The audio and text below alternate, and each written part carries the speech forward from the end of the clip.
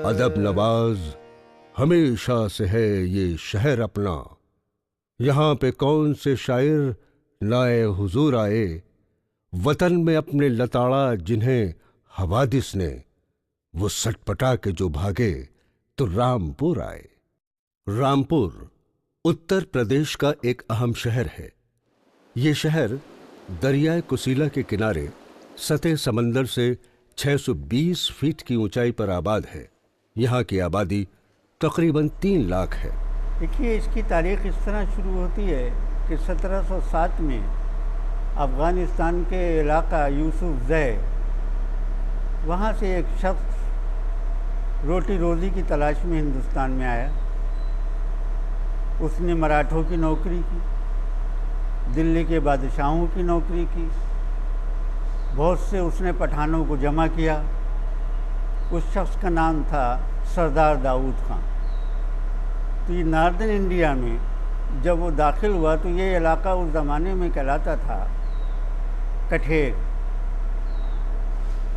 और कठेर के बाद इसका नाम पड़ा रोहेलखंड। ये रोहेलखंड 1801 का नाम है, जो अवध के बादशाहों ने जब उनके पास ये कब्ज़े से चला गया अंग्रेज़ों के, तब इसका नाम रोहेलखंड रखा गया।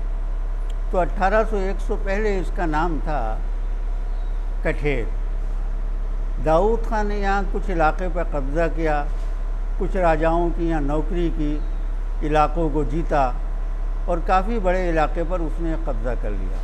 फिर उसका लड़का अली मोहम्मद खान 1721 में यहाँ का बादशाह तो नहीं कह सकते, न जागीरदार कह सकते हैं, बहरहाल उसने कब्ज़ा कर लिया यहाँ पे। उसकी शोहरत इतनी बड़ी कि उसको दिल्ली के बादशाह मोहम्मद शाह ने पंज हज़ारी मनसब देकर और ये इलाका उसको पूरी तरह से दे दिया। उस ज़माने में रोहेलों का या पठानों का कब्ज़ा बुलंदशहर पर, नजीबाबाद पर, मुरादाबाद पर, अमरोहा पर, यहाँ तक कि अल्मोड़े पर भी इन्होंने कब्ज़ा कर लिया। फिर ये पूरब की तरफ अगर आप जाएं तो शाहजहाँपुर, इधर बदायूं, ये सारा इलाका इनका हो गया था। 1774 में अवध के बादशाह, बल्कि अब हम कहेंगे उन्हें नवाब, शुजाउद्दौला और वारेन हेस्टिंग्स की फ़ौजों ने एक कंबाइंड फोर्सेस बनाने के बाद इन रोहेलों पर हमला किया, इनको डिफीट दी। लेकिन इसके बाद भी नवाब अली मोहम्मद खां का लड़का नवाब फैज़ुल्ला खां सरेंडर नहीं कर। आखिर में ये तय पाया कि ये रामपुर जिसे हम आज कह रहे हैं, ये जागीरदारे के तौर पर उनको दे दिया जाए टोटल। तो 1774 में इस रामपुर की बुनियाद पड़ती है। पहला यहाँ का नवाब थे नवाब फैज़ुल्ला खां। फैज़ुल्ला खां ने जब इस जागीरदारे पर कब्ज़ा किया तो यहाँ पर कोई आबादी नहीं थी बिल्कुल। तो सबसे बड़ा मसला उनके सामने इस तरह से आया कि किस तरह हम हुकूमत चलाएं, किस तरह लोगों को यहाँ आबाद करें, क्योंकि 1774 की जंग में बहुत ज़्यादा तादाद में रोहेला जो तो बेघर हो गए थे, जगह जगह चले गए थे। उन लोगों ने भी यहाँ सेटलमेंट अपना बनाना शुरू कर दिया। गोया एक तरह से इब्तदाई दौर में रोहेलों की कॉलोनी बनना शुरू हो गई। तो ये मसला फैज़ुल्ला खां के सामने आया कि क्या किया जाए, कैसे सड़कें बनाई जाएं, कैसे निज़ाम हुकूमत कायम किया जाए। बहरहाल ये उनका बहुत बड़ा काम था। उन्होंने एक बहुत छोटे स्तर पर इस काम को किया और लोगों को यहाँ पर आबाद किया। तकरीबन 20 साल तक उन्होंने यहाँ पर हुकूमत की और इस 20 साल के अरसे में उन्होंने रामपुर को एक पूरा आबाद इलाका बना दिया। इसके अलावा उनका सबसे बड़ा जो कंट्रीब्यूशन था वो था देहातों को आबाद करना। तो दूसरे अजला से, दूसरे शहरों से वो देहातियों को लाते थे कि ये ज़मीनें हम तुमको दे रहे हैं, तुम खेती बाड़ी करो, क्योंकि ये ज़मीनें ही जिससे लगान मिलता था, यही स्टेट की सबसे बड़ी इनकम हुआ करती थी। तो 1794 में उनका इंतकाल हो गया। फिर अंग्रेज़ी फ़ौजों ने और अवध की फ़ौजों ने मिलकर जंग की, जिसे जंग दो जोड़ा कहलाती है, ये भी जंग 1796 में आई थी, ये 1794 में हुई है। उनको भी डिफीट हुई। तो फिर एक दूसरे नवाब यहाँ पर हुकूमत करने लगे। तब से ये सिलसिला नवाबों का यहाँ कायम रहा 1949 तक। नवाब फैजुल्ला खान पहले नवाब, उन्होंने सन 1775 में रामपुर के मौजूदा शहर की बुनियाद रखी और उसको डेवलप करना शुरू किया। उसी वक्त सन 1775 में ही जो उनको ख़ानदानी विरसा मिला था किताबों का, और उसे उन्होंने तोशे खान में रख दिया था और वही बुनियाद बन गई लाइब्रेरी की। चांचे उसके बाद जो नवाबीन आते रहे, उन सब नवाबों ने इसको इनरिच किया। और बिलखुसूस 1853 के बाद जब मुग़लों की शाही लाइब्रेरीज लुट गई तो उसके मखतूतात, उनके एल्बम, तस्वीर, ये सब किसी न किसी शक्ल में या तो किसी ने पेश की, और ख़ास तौर पर इन्होंने अपने कारिंदों को भेजकर बनारस और आपके दूसरे इलाक़ों में से इन्होंने इकट्ठा किया। चांचे ये ज़बरदस्त, यानी एक तो बंगाल में मुर्शिदाबाद की नवाबी ख़त्म हो चुकी थी, उनकी भी बहुत सी किताबें यहाँ आईं, और यहाँ जो दिल्ली, आगरा और जहाँ जहाँ भी मुग़लों की लाइब्रेरी थी, उन सब का जो ज़ख़ीरा था उसका कुछ हिस्सा या अच्छा खासा हिस्सा यहाँ पर आ गया। तो इस तरह ये लाइब्रेरी काफ़ी रिच हो गई, और होते होते ये समझिए कि नवाब रज़ा अली ख़ान के ज़माने में यहाँ पर बहुत बड़ा सरमाया इकट्ठा हो चुका था, और इस लाइब्रेरी को एक अवामी लाइब्रेरी भी का दर्जा भी दे दिया गया। तो यहाँ उन्होंने संगीत के ऊपर, ख़ास तौर पे हिंदुस्तानी संगीत पर बहुत अच्छा मटीरियल फ़ारसी में, अरबी में, संस्कृत में, हिंदी में, उर्दू में यहाँ इकट्ठा किया। तो ये लाइब्रेरी अब मौजूदा हालत में तकरीबन 18,000 यहाँ मखतूतात हैं मुख्तलिफ़ ज़बानों में, जैसे कि अरबी, फ़ारसी, संस्कृत, हिंदी, तुर्की, पश्तो, इन सारी ज़बानों में, और साउथ की भी ज़बानों में यहाँ आपके इसके ऊपर ये ताड़ की पत्तियों पर लिखे हुए भोजपत्र हैं, जो आपके मलयालम, तमिल, कन्नड़ और तेलुगु ज़बान के को रिप्रेजेंट करते हैं।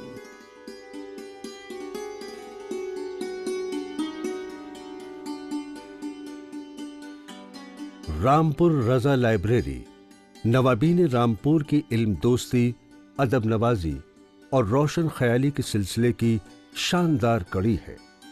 नवाबीन रामपुर ने लाइब्रेरी के मामलात और मसाइल में हमेशा दिलचस्पी ली और अपने इल्मी ज़ौक़ व शौक़ का सबूत पेश करते हुए अपनी ज़ाती किताबें, स्टेट गेज़ेट, तारीख़ी दस्तावेज़ात, तस्वीर और कीमती मखतूतात लाइब्रेरी को अतिये में दे दी।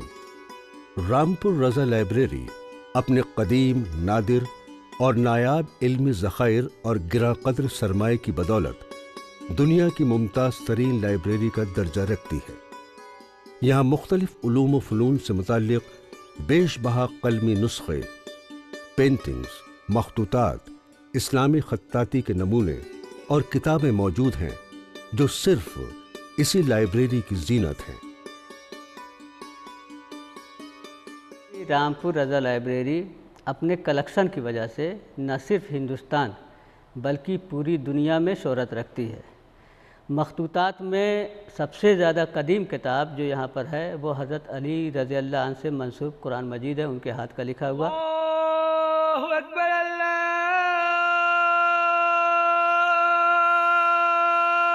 अकबर, अशहदु अल्ला इलाहा इल्लल्लाह। उसके बाद 7वीं सदी ईस्वी का इमाम जाफ़र सादिक अलैहिस्सलाम के हाथ का लिखा हुआ कुरान मजीद, उसकी कापी मौजूद है। और इसी तरह से 10वीं सदी का इब्न मुकला जो बगदाद के खलीफा का वज़ीर आज़म था, उसके हाथ का लिखा हुआ कुरान मजीद यहाँ पर महफूज है। और इब्न मुकला का कुरान मजीद दुनिया का अकलौता नुस्खा है और कहीं इसके नमूने नहीं मिलते हैं।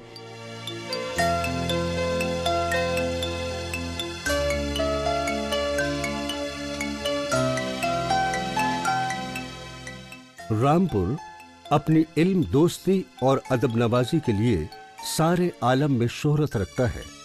यहाँ बड़े बड़े साहिब तर्ज अदीब और शायर पैदा हुए और दुनिया अदब में असातिज़ाए सुखन के तौर पर अपनी मुनफरिद शिनाख्त बनाई। शाद आरफी, राज यज़दानी, महशर इनायती और जलील नोमानी जैसे बहुत से नाम हैं जो रामपुर की अजमत की दलील है। इसी मरकज़ इल्म अदब से मौलाना इम्तियाज़ अली खां अर्शी जैसी हस्ती रूनुमा हुई, जिसने इस रियासत की शानदार खिदमात को इसके शायान शान वक़ार बख्शा। हमारी महफिलों में बस वही तकलीफ फरमाए,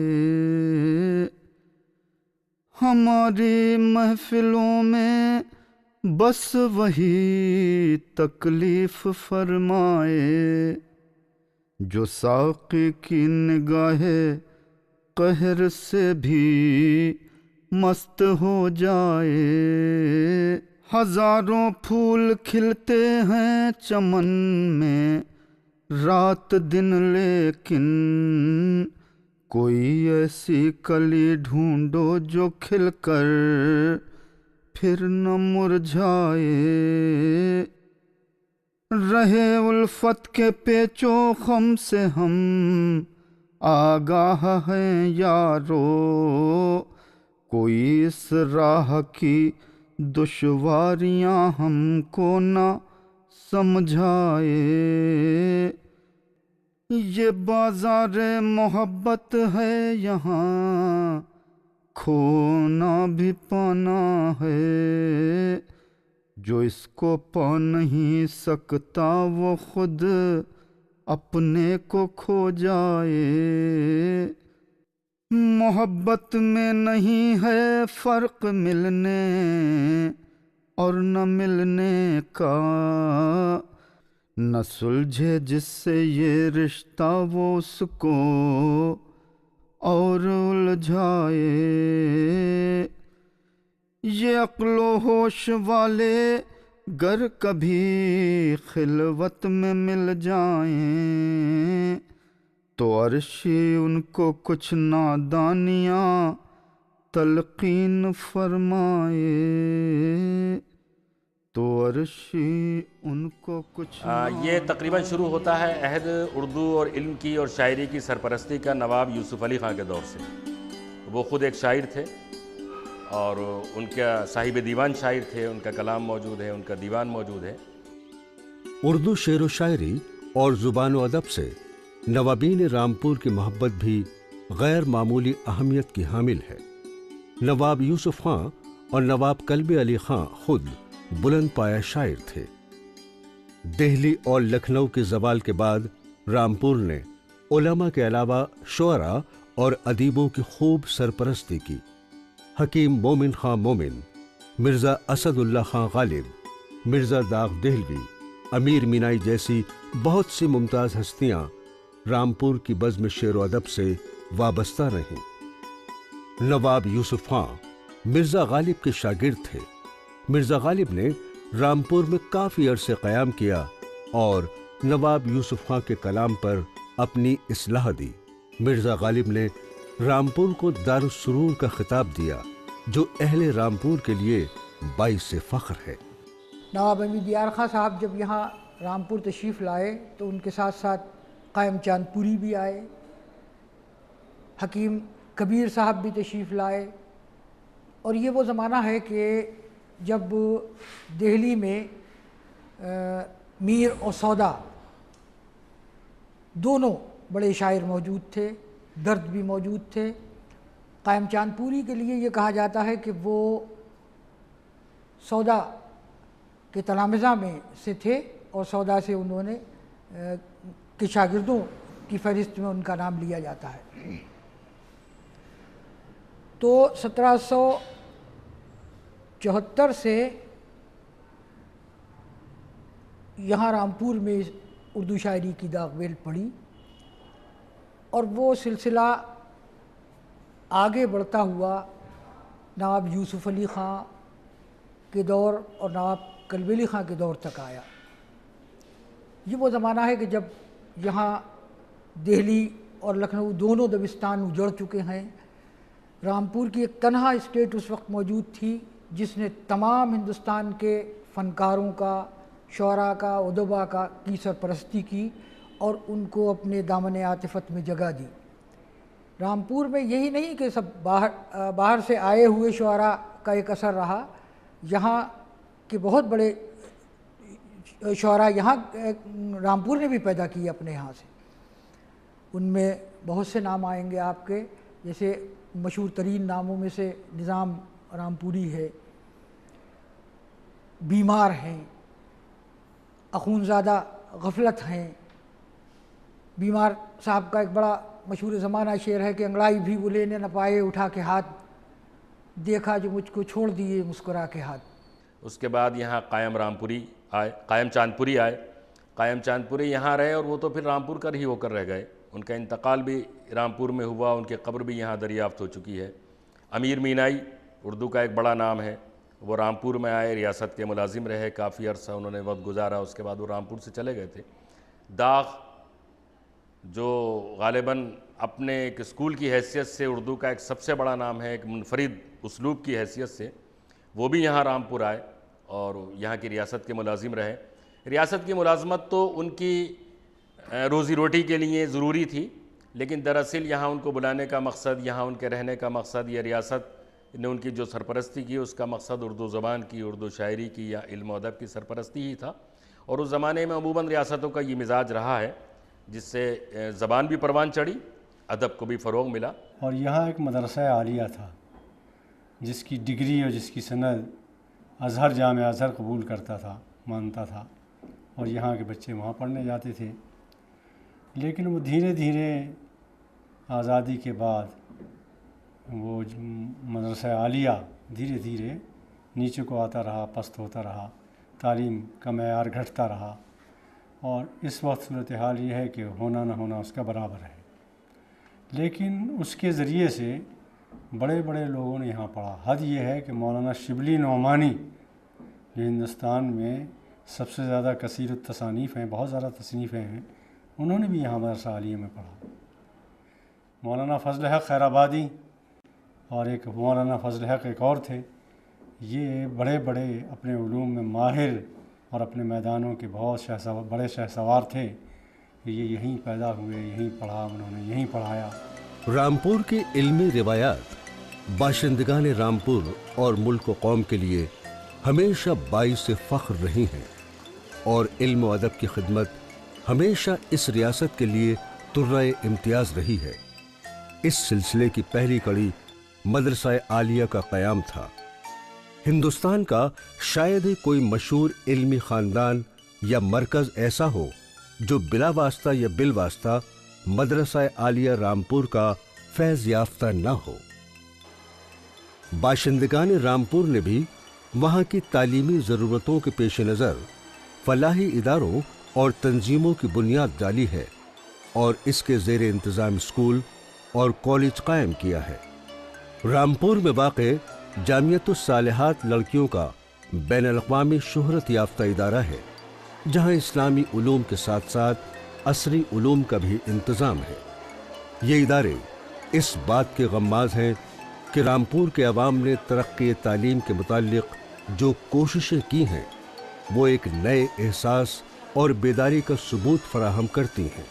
एक तंजीम यहाँ अंजुमन इस्लाह कौम है जो रामपुर की एक शमसी कम्युनिटी है, एक शमसी बिरादरी है, उनके बुज़ुर्गों ने यहाँ कायम की थी और 1906 में कायम हुई थी, जिसके बुनियादी मकासद में ये बात थी कि समाज की इस्लाह की जाए, समाज की फ़लाह की जाए, समाज की बेहतरी के लिए काम किए जाएँ। समाज की इस्लाह के लिए, समाज की फ़लाह के लिए, समाज की बेहतरी के लिए, एक अच्छे समाज को बनाने के लिए तालीम बुनियादी चीज़ है। लिहाजा ये अंजुमन का काफ़िला जब भी चला तो यहाँ एक मदरसा उस वक्त कायम हुआ। पहले सिर्फ एक 150 गज़ की या 100-125 गज़ का मकान लेकर एक मदरसा इस्लाह कौम के नाम से कायम किया गया था। एक ज़माने तक वो मदरसा यहाँ चलता रहा, लेकिन आज़ादी के बाद सूरत हाल बदली, ज़रूरतें महसूस हुई। उसी ज़रूरत के एतबार से अंजुमन के कामों में भी वुसअत की गई। फिर यहाँ एक लड़कों के लिए स्कूल कायम हुआ, एक छोटे बच्चों के लिए अलग स्कूल कायम हुआ, लड़कियों के लिए अलग हुआ, लड़कों के लिए अलग हुआ। खुदा का शुक्र यह है कि हमारे स्कूल का शमसी गर्ल्स इंटर कॉलेज का रिज़ल्ट भी हमेशा अच्छा रहा है। इस साल 2008 में भी शमसी गर्ल्स इंटर कॉलेज का इंटर का रिज़ल्ट 100% है। 73 तालिबात शरीक हुई थी, जिसमें से 53 तालिबात फ़र्स्ट क्लास पास हुई हैं, 20 तालिबात सेकंड क्लास पास हुई हैं।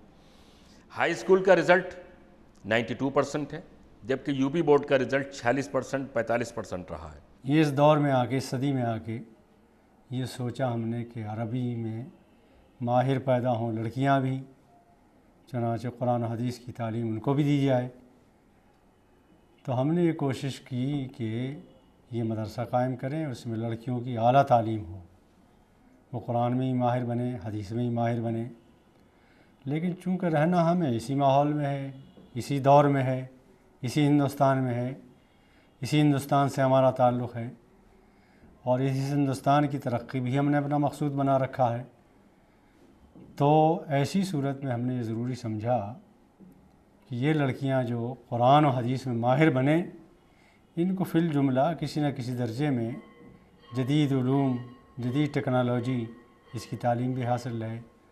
चुनाचे यहाँ असलन तो हदफ हमारा जो है, फोकस जिस पर है वो तो कुरान और हदीस है, लेकिन यहाँ कंप्यूटर भी हम सिखाते हैं, जदीद तालीम भी देते हैं, अंग्रेज़ी भी पढ़ाते हैं। रामपुर में बहुत सी इल्मी और अदबी शख्सियतों ने जन्म लिया और मुल्क व कौम के नाम अपनी खिदमत पेश की। उन्हीं में से दो मायनाज सपूत मौलाना मोहम्मद अली और मौलाना शौकत अली हिंदुस्तान की कौमी तारीख का दरख्शां सितारा बने और अली ब्रादरान के नाम से मशहूर हुए। रामपुर ने अपने असलाफ की रिवायत को हमेशा तहसीन की नज़र से देखा है और उनकी दिल से कदर की है। मौलाना मोहम्मद अली जौहर यूनिवर्सिटी का रामपुर की सरजमीन में क़याम इस बात की तरफ इशारा करता है।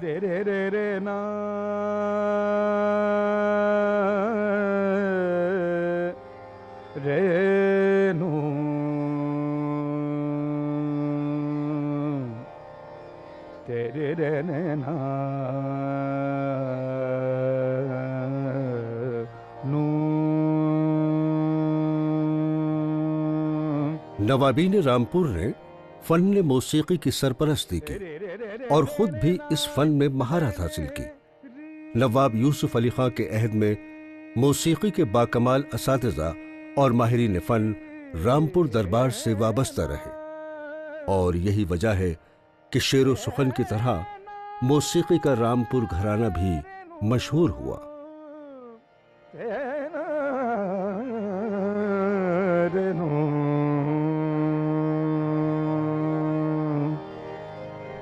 लखी बेरन द्वारे चलो बात मांगे, लखी बेरन द्वारे चलो बात मांगे। नवाब रज़ा अली खां खुरताल बजाने के माहिर थे। उन्होंने मौसीकी की सरपरस्ती की दरबारी रिवायत को बरकरार रखा। उनके अहद में बेगम अख्तर जैसी आलमी शोहरत याफ्ता फनकार मौजूद थीं। बेगम अख्तर की रियासत रामपुर से वाबस्तगी काफ़ी अरसे तक रही। नवाब रज़ा अली खां को फ़न मौसीकी पर गैर मामूली उबूर हासिल था। उन्होंने संगीत सागर जैसी बुलंद पाया किताब तख्लीक करके फ़न मौसीकी में गिरा कदर इजाफा किया। ये किताब 5 जिल्दों पर मुश्तमिल है। इसके अलावा मन की पुकार और देश की आवाज़ के उन्वान से भी उन्होंने एक किताब तहरीर की जिसकी खूब पजीराई हुई। नवाब यूसुफ अली खां, इन्हें मौसीकी का बड़ा शौक़ था, इनके बुज़ुर्गों को बहुत बड़ा शौक़ था। यानी यूँ समझ लें आप कि नवाब अली मोहम्मद खां के ज़माने में तानसेन और मिस्री सिंह की औलादें यहाँ संगीतकार की हैसियत से आने लगी थी। उस वक़्त आंवला राजधानी था, रामपुर नहीं था। जिस ज़माने कठेर की मैं बात कर रहा हूँ, तो उसमें तोराब खां, सोराब खां, जीवन खां, इस तरह के लोग आए। ये सिलसिला नवाबों ने रामपुर के और आगे बढ़ाया। तो फिर नवाब यूसुफ अली खां के ज़माने में बहादुर हुसैन खां और तानसेन की दूसरी औलादें और मिश्र सिंह की दूसरी औलादें यहाँ पर आने लगी। ये और कल्बी अली खां के ज़माने में इसी तरह मौसीकी का सिलसिला आगे बढ़ता चला गया। हामिद अली खां के ज़माने में तो ये अपने उरूज पर पहुँच चुका था। अब ये मेयारे शहरियारी है, कौन कितना बड़ा मदारी है, कौन कितना बड़ा मदारी है। हमने रोशन चराग कर तो दिया, अब हवाओं की जिम्मेदारी है, अब हवाओं की जिम्मेदारी है। सिर्फ बाहर नहीं महाज खुला, मेरे अंदर भी जंग जारी है, मेरे अंदर भी जंग जारी है।